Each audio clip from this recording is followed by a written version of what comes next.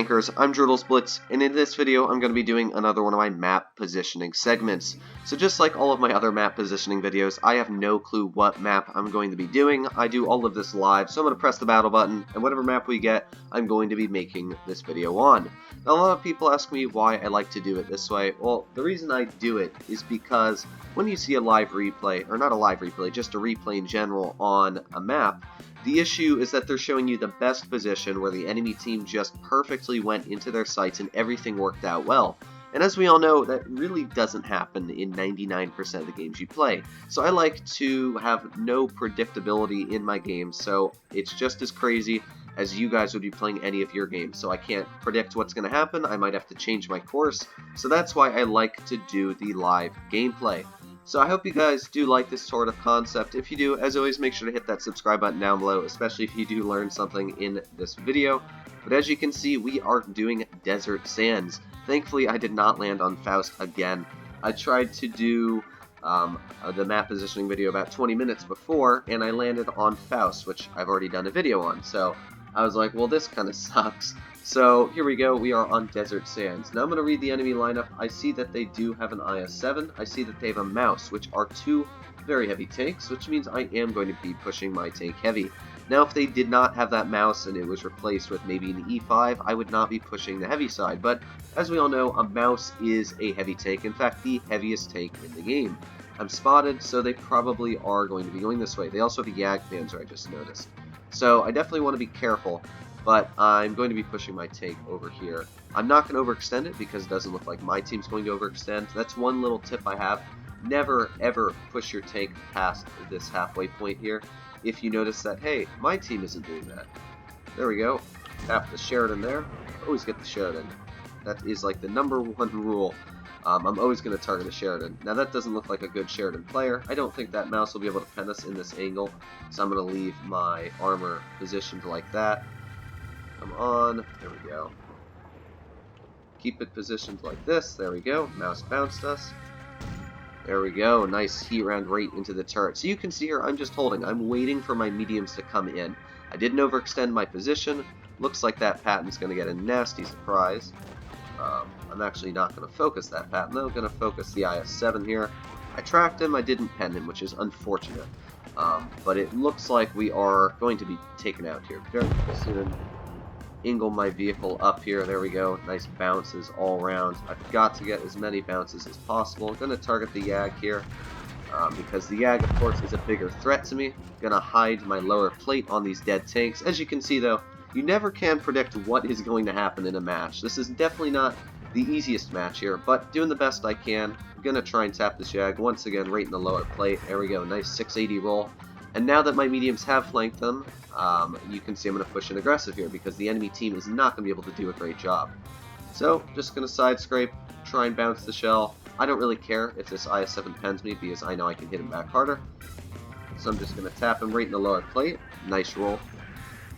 Come on, yeah, go in there and demolish him. Now, I've got my eyes centered on that T-30 because I do know I can get an HE into that T-30 and practically one-shot him. So let's see if he does pull out here. I really want to get that T-30. No, looks like the Yag's going to get him for me. So let's get a heat shell in this mouse. There we go. You can see, though, this was a very nice victory. It was straight through. I don't even care if the guy pens me. I've got so many hit points left. Of course, he did kill my engine, but you can see this is actually a pretty well-scripted match. This is like the perfect Goldilocks position of a matchup you can get. I have no clue why that shell did that. We're probably going to die here, but ignoring that, it was a good match. Held, you can see the mediums flanks, well, at least a couple of them did. Not all of our mediums did flank, but overall, this was a pretty solid match.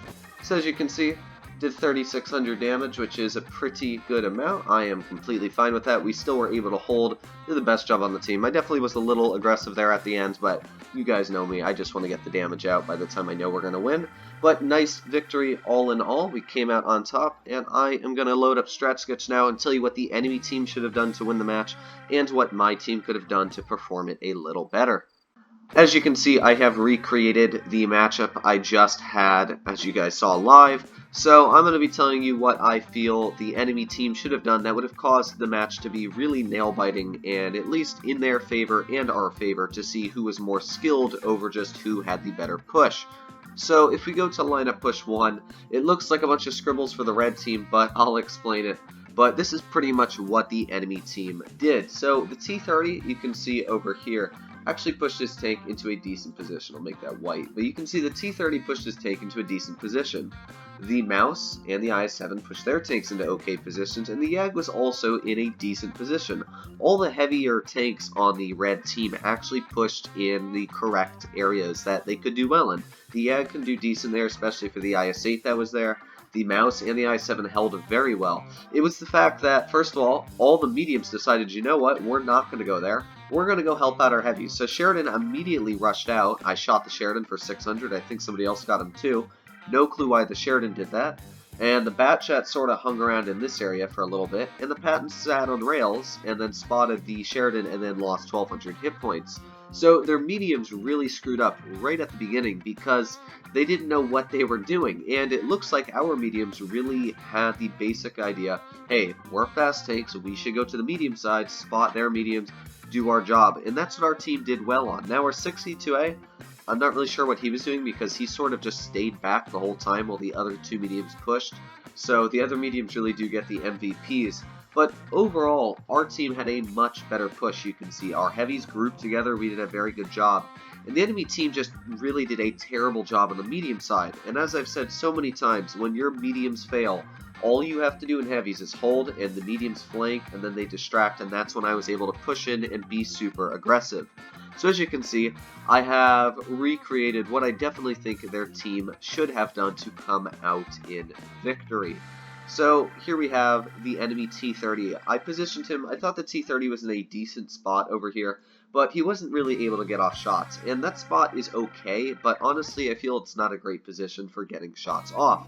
So if the T-30 was on rails, you can first of all shoot across this way if the enemy team does end up pushing through, or my team should I say, and as well the T-30 would have been able to cover the mediums that would have pushed to the dunes, which meant that now the Sheridan, the Patton, and the Batchat could have pushed to dunes and fought my 62A, the 54, and the Sheridan on my team. So it would have been who is the better medium tanks.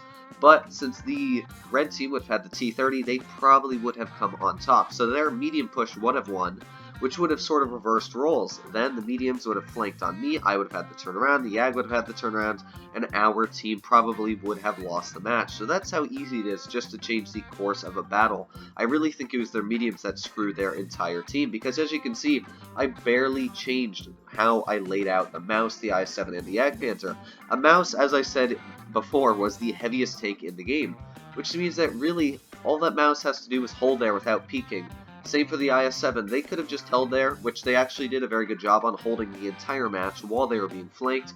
The Yag Panther as well could have just kept everybody from pushing, and that would have really stopped me. I don't want to lose 800 hit points pushing around, I don't want to push on a Mouse or an IS-7, so we couldn't have been able to push. As you can see, I didn't change anything for my lineup either. We did a very good job holding here. Now, of course, we could have pushed. We could have pushed right on that Mouse, the IS-7, if we had the chance.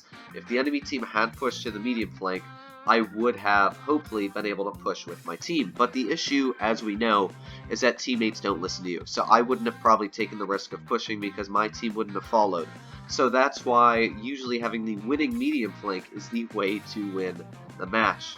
Talking about some basic positions in general, if you're running tank destroyers, the main areas I'd suggest to go are up on the rails here, because not only can you shoot across the rails, you can get anybody that tries pushing through mid, you can get any of the heavies if they overextend themselves, and as well, you cover the medium side. And as I said, medium side is very, very important to cover. So being a tank destroyer on rails is very, very important on dead rail. You can also go behind your spawn up the little hill. You can sit back here, very effective spot to get shots into the heavy side as well. You might be able to sneak a couple shots across the map, but usually it's just for the heavy side push. And as well, you can actually back up, it dips in a little, so you do actually have some nice cover. As you saw though, my Yag and E4 did push quite aggressive. If you are in a heavily armored tank destroyer, you can push up where that E4 went. I'll actually push my heavily armored tank destroyers up where I push my E100 if I'm in a Badger or something like that. I will push up there in the front line to be a little more aggressive. So there's a lot of spots you can position tank destroyers. For mediums, I almost always say to push to the medium side. The only reason I wouldn't say to push over here is if you are outnumbered in mediums. If you notice, hey, I'm in a Sheridan, and all I have is a T-54 on my side, and the enemy team looks like they're all going to push medium, go to the heavy side, support your heavies if you think that. But the enemy team in this example really could have been able to hold off our mediums if they were just smart and they did the right thing. So mediums, I pretty much always say to go to medium side, and that's the same for the heavies. If you know, hey, I've got enough heavies to fight their heavies, push your heavy tanks over to the heavy spot and you should be golden. Now, of course, if the enemy team had a mouse, an E100, and an IS-7, and you're looking at your team, and you're in a 111 5A, and all you have is an E5 on your team, the rest are mediums and tank destroyers, go to the medium side. So there's a lot of positions you can do. If you're pushing your heavy tanks to the dunes, pretty much all you want to use is the gun depression, hide your lower plates, hide your turrets. It's pretty hard to push your heavy tanks on dune side unless you are the more mobile type, but that's why I'd suggest to stick your heavy tanks on flat ground. So I hope you guys really did enjoy this video. If you did, make sure to hit that subscribe button down below, as it does help out the channel so much. Other than that, guys, though, hit that like button down below. I hope you're all doing happy and healthy out there, and I'll see you in the next one.